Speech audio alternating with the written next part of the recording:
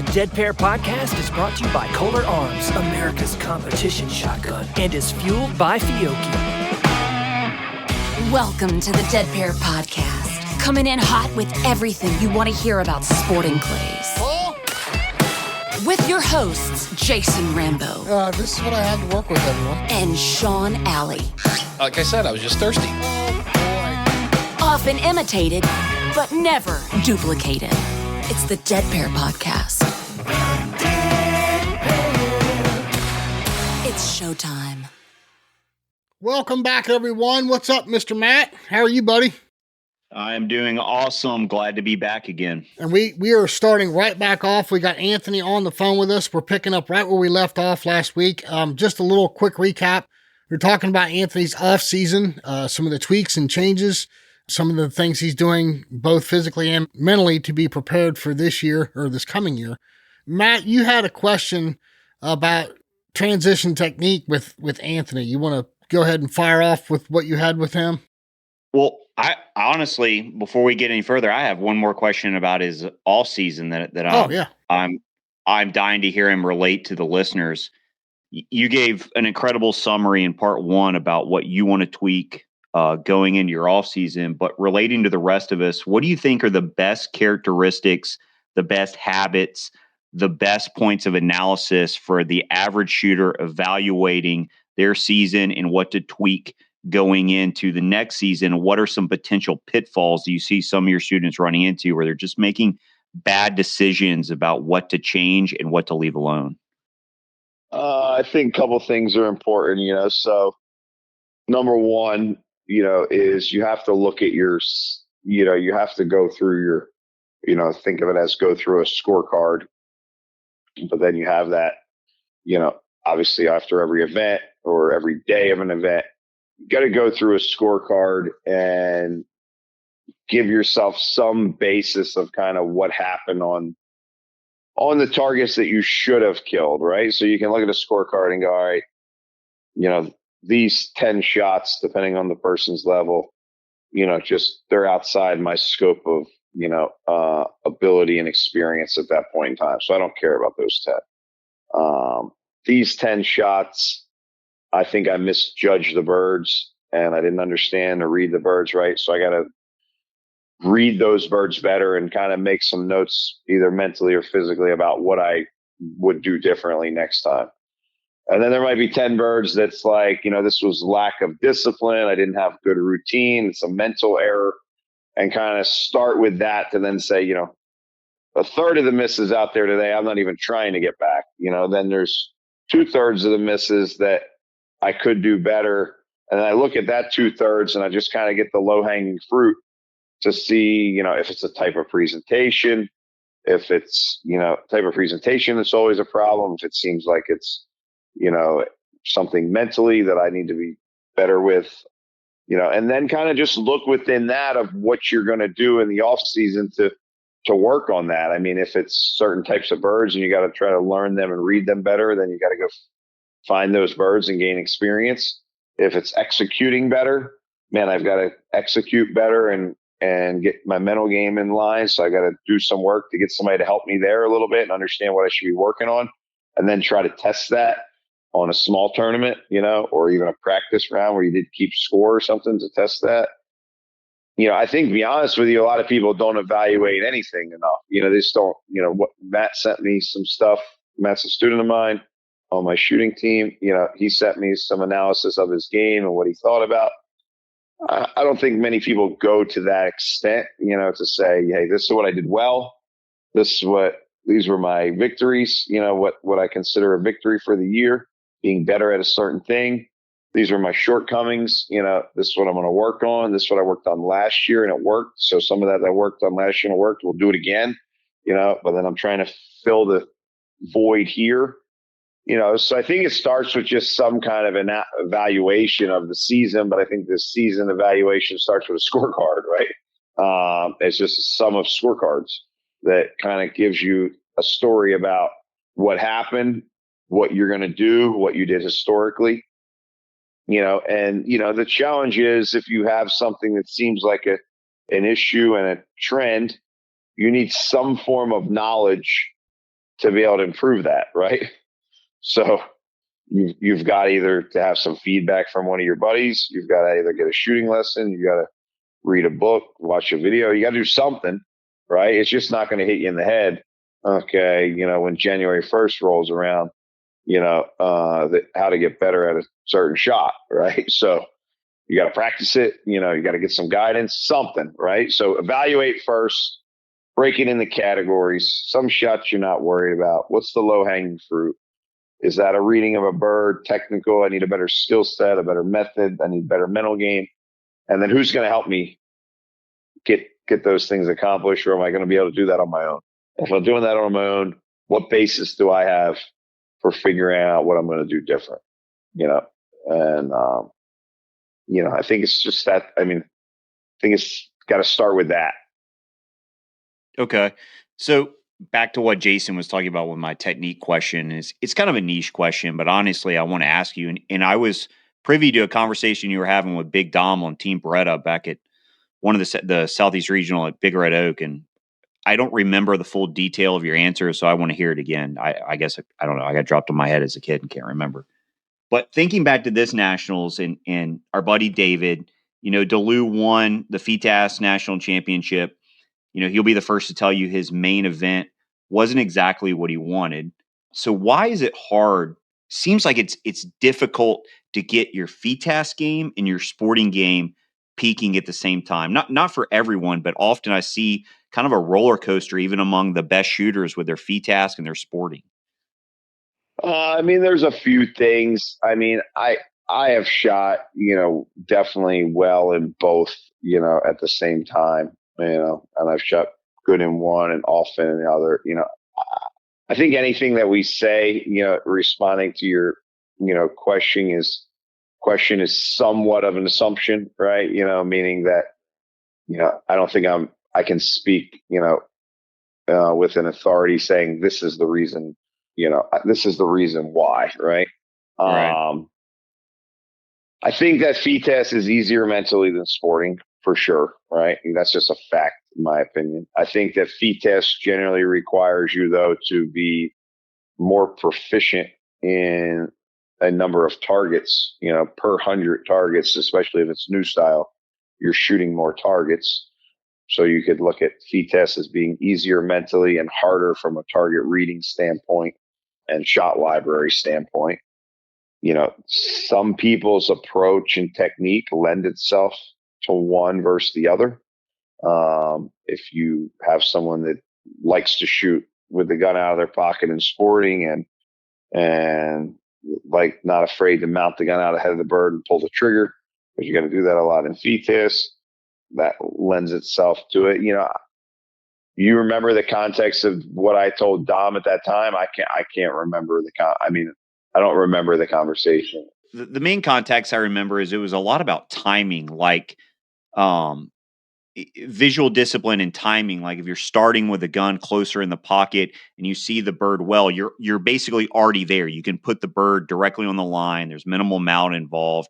And then you go into FITAS and there's more of a timing aspect involved in how those two interrelated. And sometimes it was like, So sporting, you need more gun control, and you need more gun control in terms of being able to finesse the gun with the bird, with all the different pairs and knuckleballs and all that stuff. And when you have to be able to control the bird more and hold the gun and the bird together and match his speed, you need better visual discipline. Okay, so that's definitely harder in sporting. In FITAS, you've got to have better synchronization on your gun mount and be able to get the gun into the right position and pull the trigger. But I think the visual part of the game is easier. Yeah. Okay, meaning you don't have to hold the gun and the bird together to sync it up as much as you do in sporting. So, if we're saying why is it hard to do them both at the same time, I don't necessarily have a reason. I can tell you why you're doing one well and the other not. Okay, but I don't think there's an inherent reason why you would be doing both of them really well or doing one well and one not. I think that you're just off on one of those skill sets. Okay? Right. Yeah. So your skill set of control and visual discipline if control and visual discipline and matching the speed of the gun with the bird while moving the gun and the bird together is off, you're not going to do well in sporting clays, depending on the course that they've set to you. Not all courses are that way. In FITAS, you've got to be able to mount the gun into a good position, have good timing, and be able to trust that move, but you don't have to necessarily, finesse the bird as much. If you take the whole national championship FITAS event, there was almost no shots that were, knuckleball shots that you really were going to hold the bird and spend time with. The ones that were knuckleball shots, they're, getting away from us at 30 yards from the trap, and you had to mount and shoot anyway. Got it. So does that make sense? Yeah, 100%. It perfect answer. So I want to, you gave so much mental game information in part one, but I almost want to go back to basics a little bit and ask a question, because I think confidence isn't all that well understood by a lot of shooters in the sense of confidence as it relates specifically to high level skill execution. And I think, the kind of layman understanding of confidence is like, well, I feel good about myself today. And that's certainly a part of confidence as it relates to shooting. But I feel like with skill execution, it's so much more ephemeral and situational. And so I was going to ask you, can you just simply define confidence as it relates to, fine motor skill execution or high level skill execution in shooting? And then maybe talk about what is some of the most misunderstood aspects of confidence, just a general basic level. Yes. I mean, confidence has many levels. And I think that's why it's, whether it's misunderstood or what people think of it might not be wrong, but they're thinking of one aspect of it, right? They're not thinking of the, what are all the different, different pieces. So you have target confidence in shooting, being able to step up to a station, and when you're waiting there outside the box, waiting your turn, viewing the birds, being confident in the targets. Okay. That takes experience, and that takes prior success. Okay. Whether that's on the practice range or on a previous competition. So that's target confidence. You have self-confidence in general. Some people are more self-confident than others. Okay. That could almost have nothing related to shooting, just kind of what you bring with you every day. Right. And kind of inherently where that came from is necessarily outside the scope of, what we need to be worried about, but it's, we're getting what you came with. Right. When you showed up and put your sporting clay vest on and you had a gun, some people they haven't shot yet. Some people are already more confident than others. Okay. You have competition confidence of just being in that situation and being confident and comfortable where you're at. Okay. And what you're doing. You have confidence in your ability to apply what it is that you intend to do. So that can be related to the target confidence, but also just your confidence in your skill sets to apply a certain approach on a certain bird. Okay, this is what I'm going to do. I've done this before. I've had the success. Okay. You have confidence that is kind of just a sum of results, right? So it's can be related to all of those pieces of confidence that we talked about, but it can be, I have done X, Y, and Z and done well and had success and won something. Okay. And that boosts my confidence and gives me a little bit of momentum. So I don't think there is a definition of confidence. It's based upon whatever variable that we're looking at. But I think if we wanted to give ourselves, okay, if we took all those pieces and say, if you had to define it as one thing, is confidence is the belief in yourself that you're able to execute the task at hand, and the probability or degree of failure is minimal. Okay. So it's the ability to execute the task at hand, whatever that task might be, with a low probability of failure.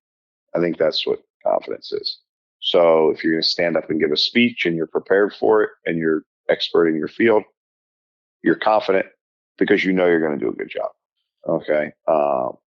If you're stepping into the station and you got to run the station to get 6 out of 6 or run the station to win the championship, your belief in your ability to get through that station is there, and you believe that your risk of failure is low. That's my kind of biggest take on confidence. So you can have some pieces of confidence there and other pieces at the moment not, right? You can kind of have the target confidence, but you haven't had good results recently. You can have, self-confidence and target confidence, but you haven't been in that many tournaments. Okay. So you don't have any competition confidence. So I think it's multi-layered, and it's a sum of a lot of pieces when we get to overall confidence. It's a sum of all those little pieces of confidence coming together, but it also it ultimately translates into my belief in myself to execute a task without failure. That's how I would define it. So, Ant, I've got a question written down here about confidence, and you pretty much answered all of it, but there's one tiny aspect that I'm going to try and pull another golden nugget out of you. So what I have written down is where or how does a person who does not have the resume of wins like you develop the confidence to start winning? How can a shooter be confident in themselves if they have not won big yet? Now, I know you answered a lot of that with what you just said, but I've seen some guys that are very confident in their capabilities, but when it comes to sealing the deal, closing the deal, whatever you want to call it, they falter because they don't believe in their mind that they can win. In other words, there's the multi steps and facets to the confidence, like what you were saying, but that one about winning for the guy that hasn't won at a high level, how does he believe that he can do it if he's never done it? Great question. I think that is, the hardest piece to add to the overall package of confidence to get you to be a shooter at your highest level, whatever that is, right? So all of the other variables have to carry you, and your mindset and what you think has to be stronger and more, right? So when I say, if I use myself and say, man, I feel better about my shooting than ever, and I feel like I'm a better shooter than ever, I can say that based upon my target confidence, my competition confidence, all the other pieces, right? Uh-huh. Even if I don't have great results currently, previous wins are there, et cetera, right?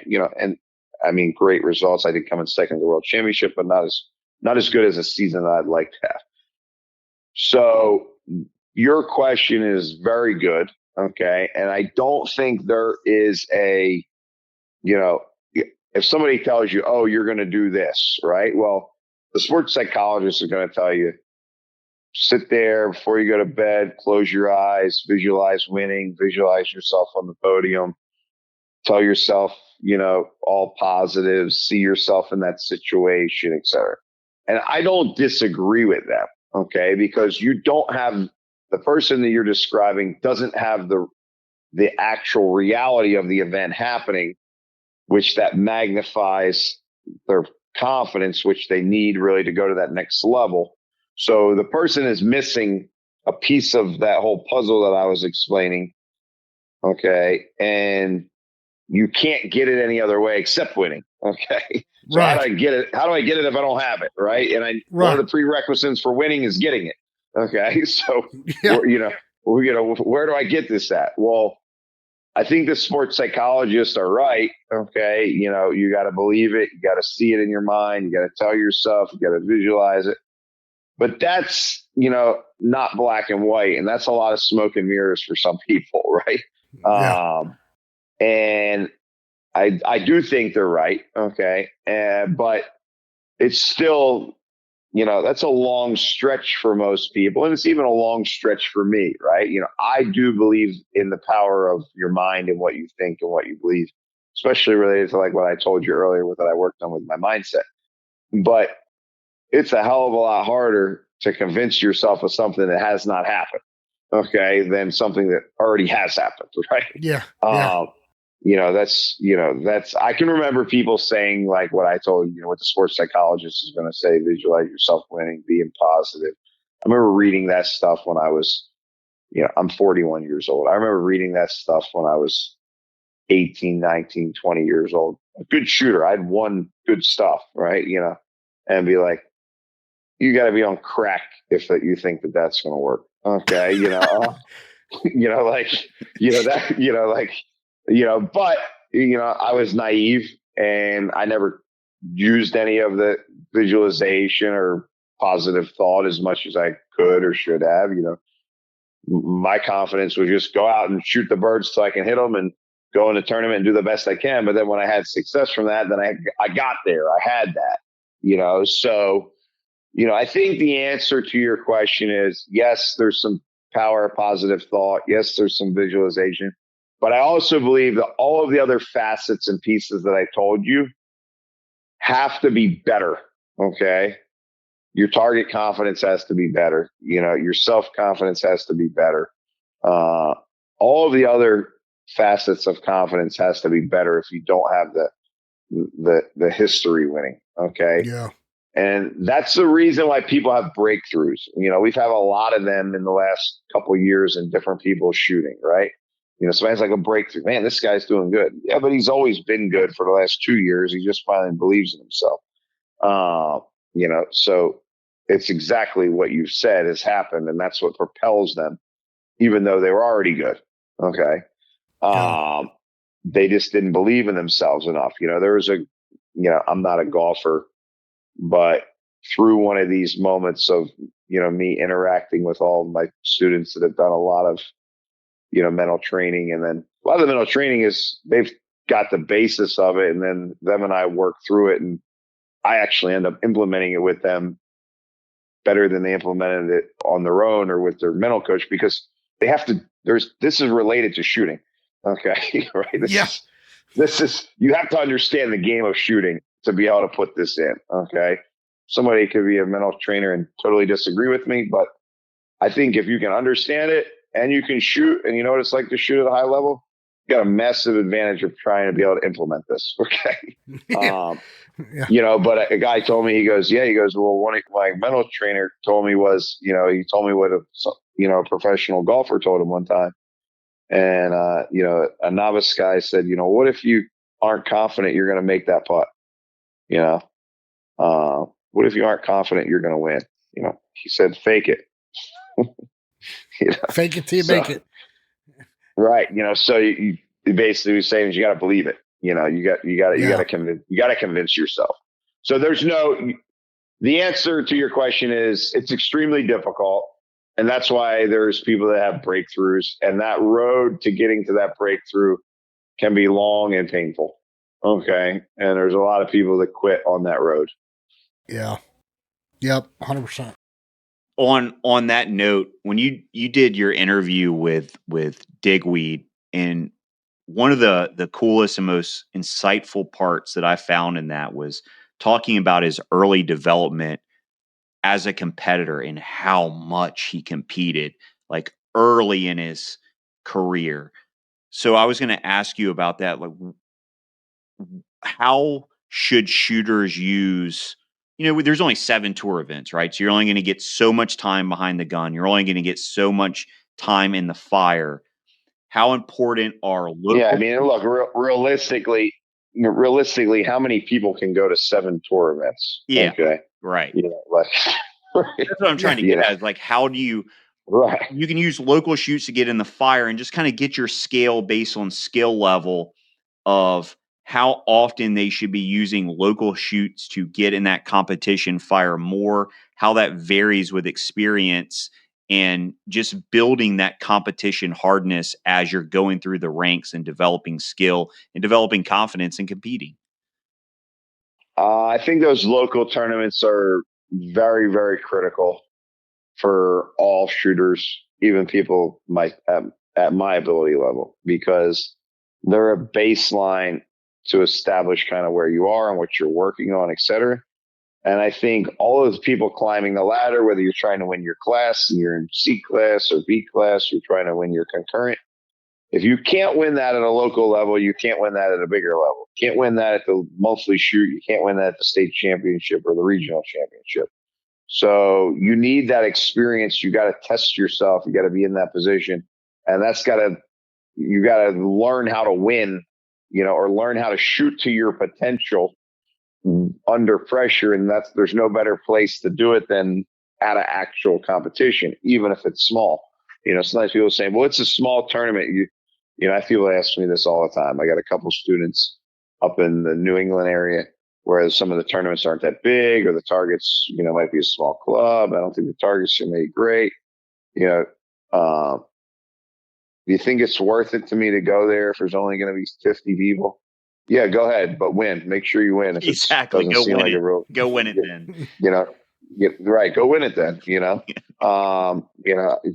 So then all of a sudden it's like, oh, okay, but yeah, go win. Yeah. Okay, if you want to test yourself and you think it's not important, go win. You shouldn't be third in mass. Bill and I talk about it all the time. Like, Central Georgia shoot, go win a local shoot. Have at it. Good luck.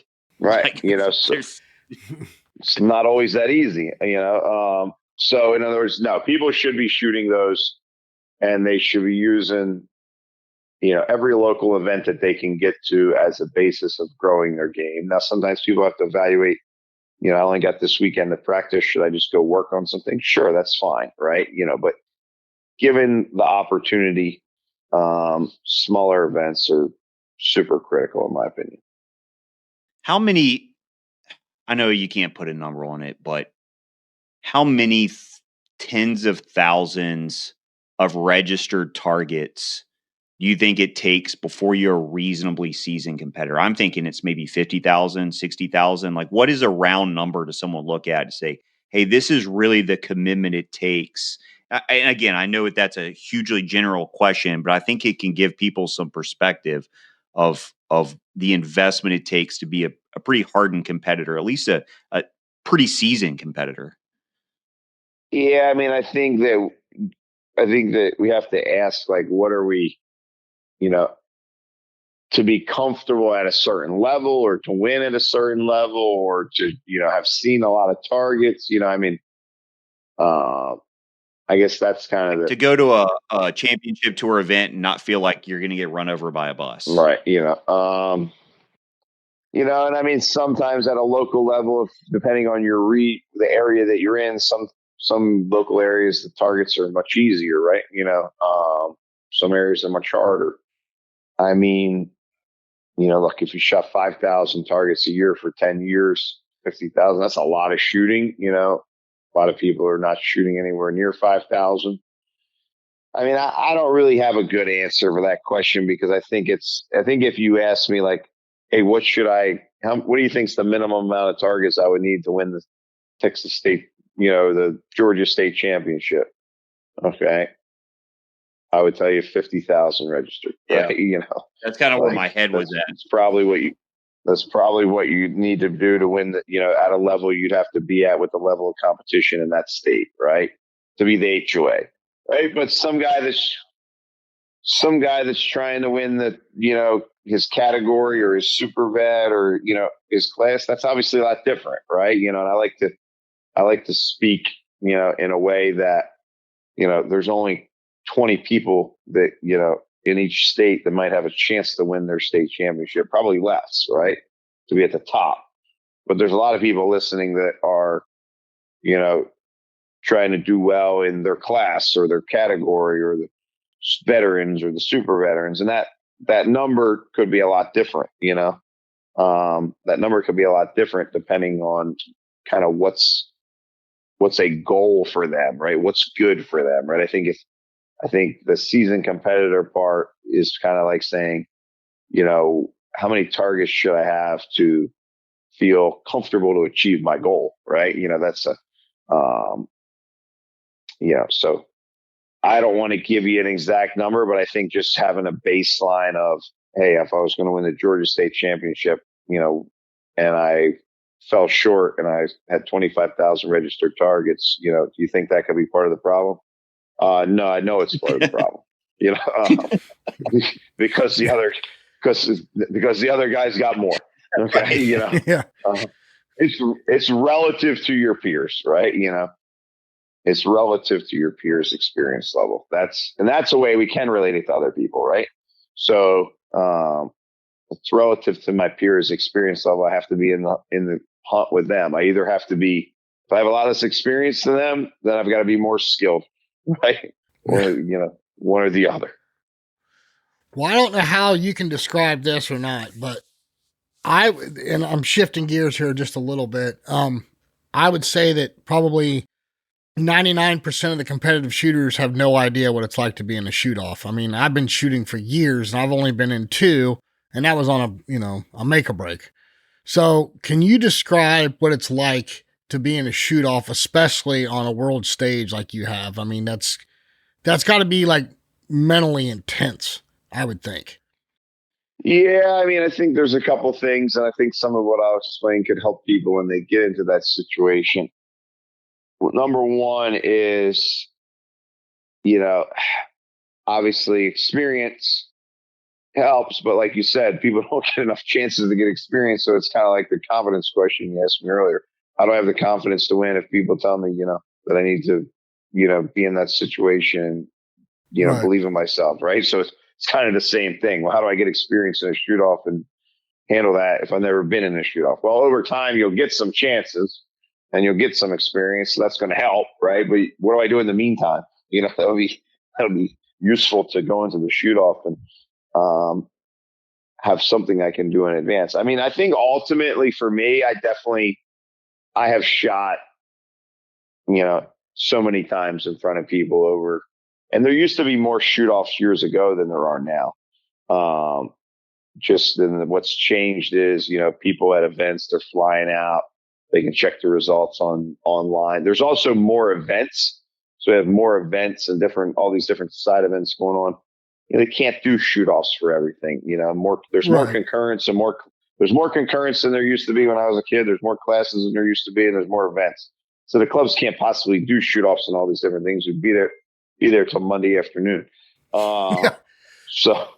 So we have limited shoot offs now compared to like in our local tournaments around here. We almost never have any shoot offs, but we did 20 years ago. But 25 years ago, the people weren't going on Score Chaser and checking their results when the tournament was over. So people stayed to the end anyway to see if they won. Okay. Right. To see what they posted. When we started hosting tournaments, we wrote the score on a dry erase board. Okay. 35 years ago. So everybody stayed to the end to see who won. Yeah. So if we had a tie, we did a shoot off, so I think the people that currently shooting now are getting a little bit less experience in shoot offs than people that shot historically. If there's a head-to-head thing like a make or break, or you can do something like that, obviously that's an advantage to put yourself in that situation. Here's the biggest part, though, for me that I think ultimately, I ultimately put the most pressure on I want to win. I want to win no matter if I'm in a, prelim, a main event, a shoot off, whatever it is. So if I can convince myself that I'm just shooting the targets just to shoot the targets, like I would want to win out on the course and want to do well on the course, then the people really have nothing to do with it. Okay. So some people in general are not as comfortable in front of other people. Right. So I think some of the shoot off thing for some people is not really about the clay target shoot off. It's about the, what if I don't do well in front of all these people? Okay. So I don't really give a shit what other people think of I did when I went up there. When I I'll leave my house to go somewhere and I don't brush my hair and my wife's hollering at me. She's like, people are going to look at you. And I'm like, I don't give a shit what people think of me when I leave the house with my hair messed up. Okay. We're running to the store. Okay. We're running to the local restaurant to grab a quick dinner. I'm not going out to dinner for a date night. Okay. I don't really care what my hair looks like. Okay. Right. She'll be like, people will think you're a bum. Good. I don't care. Okay. I don't care what they think. Okay. So there's some of that, that is related to what, and then some other guys in there combing his hair and putting gel in it. I don't even own a comb. Okay. So there's some of that, that is not related to shooting a shotgun at all, that people care about what other people observe and think of them. Right. So if you're the person that is highly concerned what other people think of you, you're going to have a hell of a time in a shoot off situation, right? When now you have to execute a skill set that maybe you haven't mastered yet and you're a little bit uncomfortable, or there's just something on the line that's important, and you're concerned about the people watching you and looking at you. Yeah. So I've seen it. I mean, I'm still involved with the OSCA, and for Ohio State shoot, we'll have like a C, a couple C-class shooters shooting off for first place, in class, and they're just up there, knees are knocking, can't get shells in the gun, and it's comical, but at the same time, it's the first time they've ever had to shoot in front of a crowd of people like that. And I know you were in a big shoot off for the World English, and that's the world's biggest stage that we have for shooting. So. Yeah, I mean, here's what I can tell you, and this kind of goes through the point of me convincing myself that it's just me, and I'm in a shoot off, and the people really don't have anything to do with it. Now, it's easy for me to say because I've been in enough situations, and I am shooting for myself. Right. So I can tell you that if it was the referee, myself, and the other 5 people in the shoot off, I would not have been there would be no change in how I felt. Absolutely zero. Okay.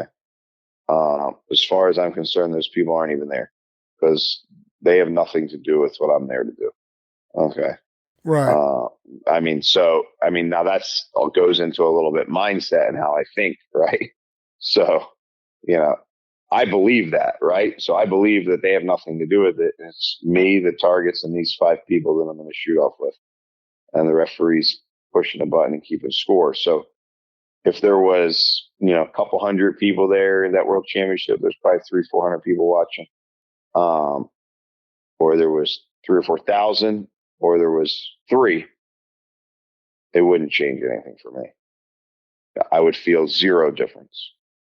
Wow. So I'm going to ask you, and it's kind of a personal question, and I hope you're all right with me asking this, but we had a text exchange after you came up short in the World English, and it related to like a video I'd sent you with Scotty Scheffler and his interview at the Open Championship, not the U.S. Open, the Open Championship. And I would encourage anyone to Google it and listen to it, because it's, the world's best golfer talking about his mental game and how he essentially puts the game in perspective to the rest of his life. And so one thing I think that, you talk a lot about wanting to win, and you do, but you also put a lot of boundaries on your competitive desire, almost to your own, maybe I wouldn't call it detriment, but you're certainly to disadvantage, because you're just not willing to miss your kids, cheerleading. You're not willing to miss one of your kids' softball games. You're not willing to miss out on date night with your wife to practice. So I want to know how your strength is, like how you take your real life, your commitment to being a dad, a wife, and use that to your advantage in your out of the box mental game, and allow it to take the game and put a little bit of emphasis away from it, and how you balance your competitive desire with, your commitment to more important things. Yeah. So, I think ultimately, you can, I think the gist of what that guy's comments were, I remember watching, and I can't remember exactly what said, but, look, being successful in my shooting is important to me. I want to do well. I want to win, but I have a lot of things that are that are important to me, and some of them much more important to me than winning. So can that be a disadvantage? Yeah, but I just got to be better. I got to be a better competitor. I got to be better skilled. I got to be,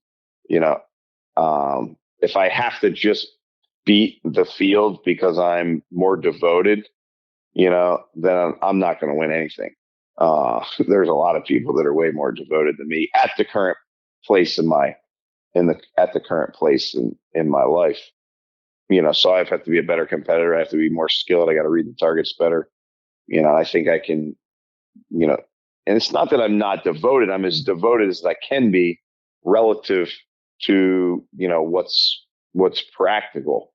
I'm way more devoted than probably anyone that has the same scope of, things that are important to them and other desires, So if I put it into perspective, you can use that the way this golfer talks about it. And I think the way he talks about it is he's basically saying, when you put, his family and things he enjoys and, whatever, his health and all these other things, into perspective to winning a golf match, what he says is like, who cares? Yeah.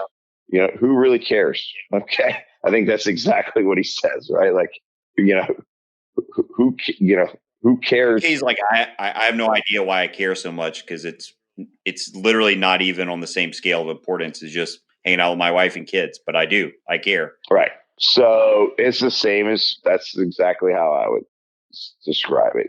So the advantage of that is you might get a little bit less nervous. You might. I think that's why, back to what we talked about in episode number 1 or the first question, I think that's exactly why I have to prioritize winning more. Okay. Is because where I am in my life, I lose a little bit of the adrenaline because it's like, okay, I want to do well, I want to win, but in the grand scheme of things, okay, I got 4 kids. They're doing a bunch of stuff. I want to hang out with them. They're healthy. I've got a good job, more than one job. I make enough money to afford the things I want to do and go to the place I want to go and, go fishing and do this, I have to prioritize winning a little bit more because it's kind of like he said, who cares? You won the US Open. It's not, especially in our sport, it's not financially rewarding enough to change anything. Okay. So, his sport, he can change something, but he's won enough. He doesn't need the money anyway. Okay. So, I think that, to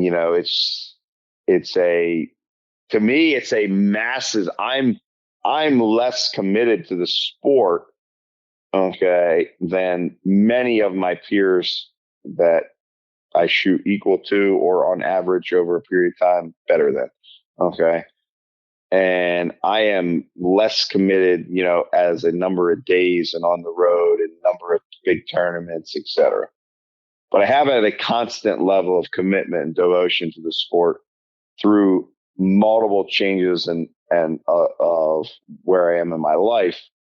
And I don't think anyone could possibly, if they wanted to take the things that are important to me in my life and do them well, you could not possibly be any more devoted to the sport than I am. Okay. Meaning if my family is important and my wife's important and my job is important and, working enough to be able to afford to send 4 kids to college and 3 weddings and all of that, there's no possible way that you could be more devoted to sporting clays than I am. Okay. But thinking about it to the way that the golfer says it is, I can also use it as an advantage and be like, okay, if I don't do well this weekend, who cares? Okay. I have a lot of other things that are really going well. If the person whose identity is wrapped up in that, it's a problem, they don't have anything else. Okay. So I've got other things that, that are important to me. And if I didn't win the tournament this weekend, I'm going back to work and I'm going to do this and be with my family and do whatever. And I'm going to try again next time. Is that an advantage? It could be, at times, because it can desensitize the significance of a win. But for me, I'm kind of going to tip that back a little bit. And I'm not going to do anything that much different. It's not like I'm going to twice as many tournaments, but I'm going to think more about winning. Well, one aspect of all the home life that we haven't covered here through all of this, Anthony, is you really have a rock behind you. Like your family, if you're going to a tournament, your family is 100% agreeing with you being there. They're behind you. And that having that rock can mean make or break, right? I mean, there's a lot of people that have, big families and multiple businesses like you that go shooting also, but sometimes it's not talked about enough that having the confidence to know that the family's supporting you and you being there and not just, you're putting somebody out or putting off something at home to go shooting, right? I mean, that rock means make or break sometimes.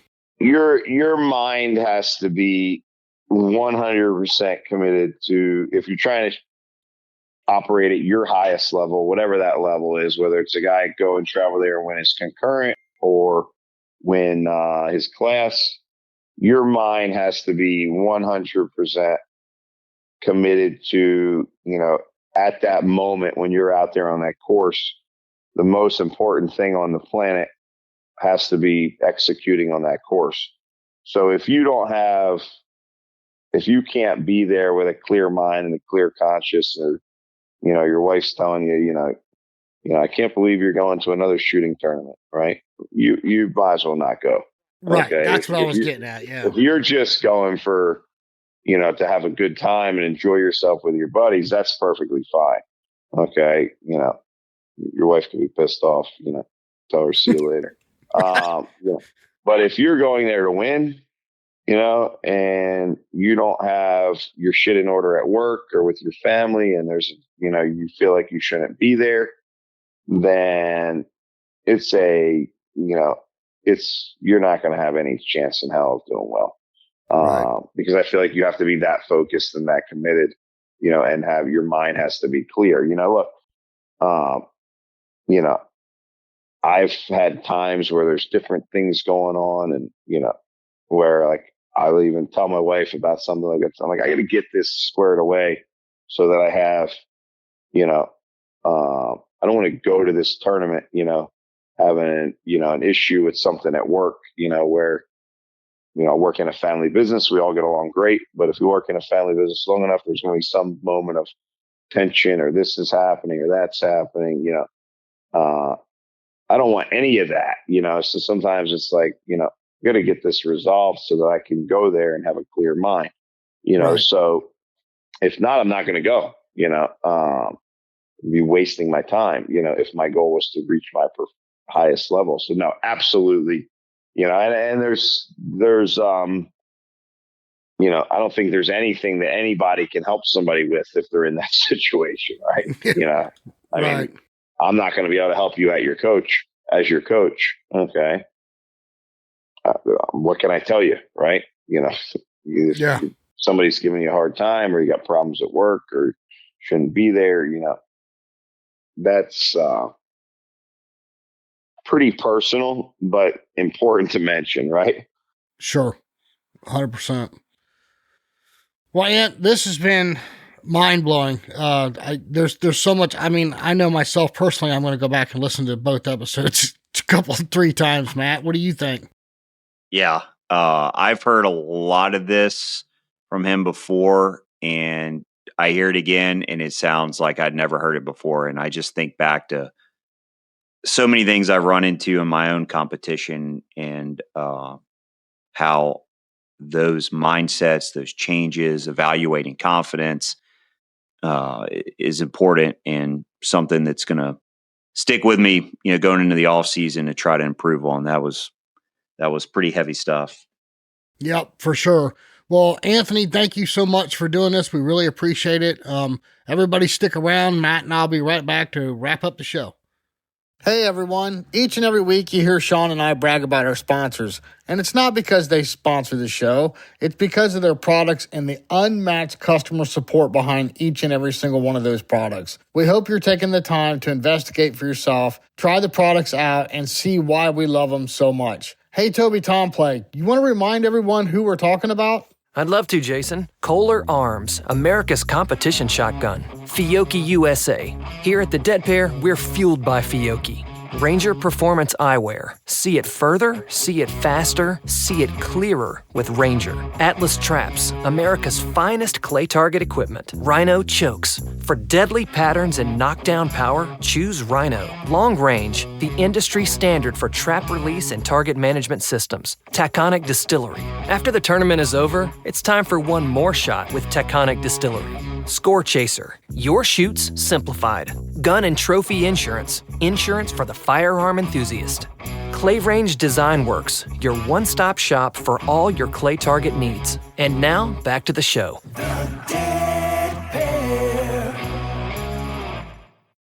Well, Matt, what do you think, man? I mean, I was pretty silent through both of these. I was just soaking it all in. I was kind of mind blown on a lot of it. Yeah, it just reminds me of, I've certainly been appreciative of how much help he's given me. He's been such a good instructor, a good coach, and a good mentor. And I think, people listening to that will understand why he's so sought after. Well, it's one of those things. Anthony is, I don't know, man. Would you say he's probably one of the most sought after coaches in this country? I would be shocked. If anyone coaches more. Wendell coaches a lot. I think probably he and Wendell are 1 and 2, if I were to guess. But Anthony coaches a lot. He sees a lot of shooters, and he's involved with a lot of high-level shooters that don't necessarily advertise that they're Anthony students, but he's almost like a consultant to them, and they reach out to him for help when they run into something. So, yeah, Zach also coaches quite a bit. And I know there's a million people that are going to get insulted that I left him out, but yeah, Anthony coaches a lot. Yeah, for sure. Well, hey, listen, our message is the same every week. Take someone who's shooting, take them to a tournament. But listen, if you enjoy mentoring new people in shooting, take a look into the +1 program that we're doing with the NSSF. You can go to our homepage, thedeadpair.com. Click on the big +1 banner. There's lots of incentives for mentors. If you go follow that link, the NSSF is doing all kinds of cool things for you. So this is a chance. We get a lot of people that write to us constantly. Hey, look, I took 2 guys, and then the next week we'll get something from the same person. Look, I took 3 more people. That is awesome. We love seeing that stuff. Well, now the NSSF has a way to reward you for that. So go to our website, thedeadpair.com, click on the +1 banner, follow the link, check it out. Also, don't forget discounts with both Ranger and Taconic. Use the code DEADPAIR10 at checkout. Don't forget, Ranger has a Black Friday sale going on. Starts, what did I say, Matt? It starts on November the 19th. Yes. Yeah. It runs through December 1st. So take advantage of it. If you've been on the fence about getting a pair of Reacts or getting maybe a 3-lens kit or something, now's your chance to get into it and save some money. All the links to our sponsors are in the podcast description. Every week, we beg of you, please patronize them. Check them out. They support us. They keep bringing great shows like this one with guests like Anthony back week after week. Check them out. See why we love them so much and why we rave about their products. Matt, this has been great, man. Really sincerely appreciate it. I know we kind of strung it out here for 2 weeks, but appreciate your tenacity. Absolutely, man. Thanks for the opportunity to get back on here and talk with you and Anthony. I got a lot out of it. It was almost like getting a free lesson. So that was pretty sweet too. So that was worth my time. And I hope all the listeners enjoyed it as well. Yeah. So once again, everyone, Big Man wasn't with us this week again, but he'll be back. We'll have him on here in the next show, and I'll let him fend for himself while he wasn't here. You guys can yell at him. Matt, thank you again. Thank you to Anthony Matarese, and we'll see y'all back here next week on the Dead Pair Podcast. We'll see you next time on the Dead Pair Podcast. The Dead Pair Podcast is brought to you by Kolar Arms, the mark of performance, and is fueled by Fiocchi USA. The Dead Pair theme song was written, arranged, and produced by Toby Tomplay. Special thanks to the following sponsors: Atlas Traps, Ranger Performance Eyewear, Rhino Chokes, Long Range LLC, Gun and Trophy Insurance, Taconic Distillery, Score Chaser, and Clay Range Design Works.